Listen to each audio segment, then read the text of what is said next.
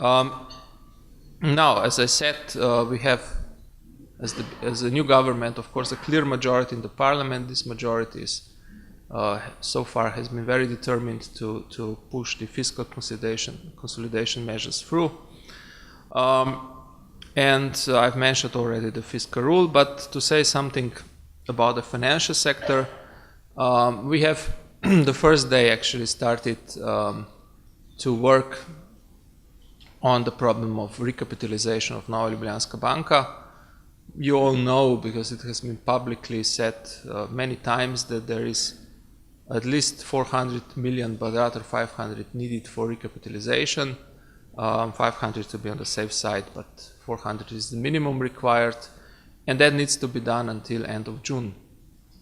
And our thinking was, okay, there's little money in the budget, there will be less money in the budget once we have cut it. So it wouldn't be really legitimate to count on the budget to capitalize the bank again. Also, the results of previous capitalizations were not as expected. We have actually enhanced the role of the state in this bank, which is not what we are looking for. So we have decided to try to look for private capital or international capital to recapitalize the bank. We have started talks really the first week when we took office. The question we are constantly getting from around the people we are talking to was, firstly, we want to talk to the government, not to some agency. And secondly, we want to know whether the government is really determined. So we've done two things. We have first went to the government and asked the government to adopt formal conclusions on this recap process, and the government has done so. So now we have very clear conclusions by the government directing us in this direction to try to recap the bank with private funds, private means, so without the help of the budget. And secondly, we have also amended the law on the capital assets management in such a way that actually this process cannot be blocked anymore by the agency, as has been the case in some previous recaps of other banks. So I think we have institutionally everything in place. We have the commitment of the government. We have the means to go on as ministry. We are talking to people. We have a negotiation group. And we hope for a good outcome of these negotiations in this and the next month maybe. And there is, of course, structural reforms agenda, which, as I said, couldn't be the priority of the government on the first day, because we had to look not the Ministry of Finance, not only the Ministry of Finance, but the whole government actually spent a lot of time on the budget, because we had a process which we never actually did before in this country. So we looked at all the laws that determined public expenditure, and the ministers were asked to propose changes in these laws in such a way that these required expenditures would be lower.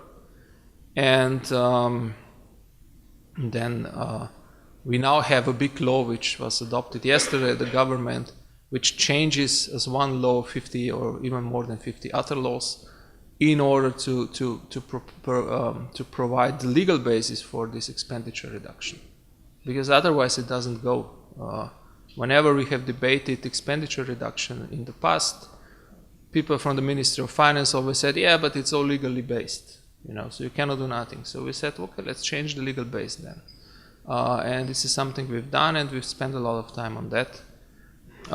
So things like pension reform, healthcare reform, labor market reform, we have clear directions in which we want to go, but so the work will start now or in the next months. But like I mentioned, together with the budget, we have also proposed the first step of the tax reform. It's not the end of it, but we have tried to concentrate on the measures that that we thought would be most stimulating for the economy. So we have increased the allowances or the reliefs for investment and for the R&D expenditure. We have also proposed a law, this is now, I hope, next week in the Parliament, to reduce the capital income tax for companies, for corporations, gradually to 15%, and also to, as was mentioned a little bit, relieve the tax burden on the middle class incomes in the personal income tax system. Now there are constant proposals in this country to introduce a fourth tax bracket with a higher rate. This is something that is perceived as being socially just, and perceived as something that would maybe help the government to negotiate on other measures which we proposed. So what we said last time when we talked about this with the social partners at the Economic and Social Committee, we said that basically the government is willing to talk about this, that we were not very determined on the rate and on the level at which this bracket should start.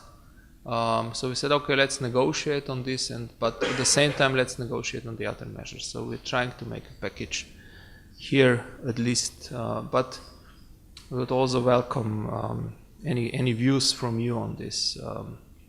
Yeah. Finally, just a few words. It was also mentioned before that when you're cutting expenditures, you should also provide some perspective for the future. We are trying to do that a little bit with these tax cuts, a little bit with the structural reforms that we have announced. Also big. We are very committed to reducing the administrative burden, especially in planning and zoning and environmental regulation. This will take some time, of course, but on the other hand, we are always saying also to the business community that it is the business community that should explain to the people what they will do, how will they use this space that is now provided by the government, which is taking the budget deficit a little bit out of the economy. So it's also your responsibility to talk to the people and explain why this is a good agenda and what this can bring in terms of jobs and economic development in future. We cannot do it alone, and also we don't think that it's also that the government is the most responsible for what the business does. So it's also your responsibility. Thank you.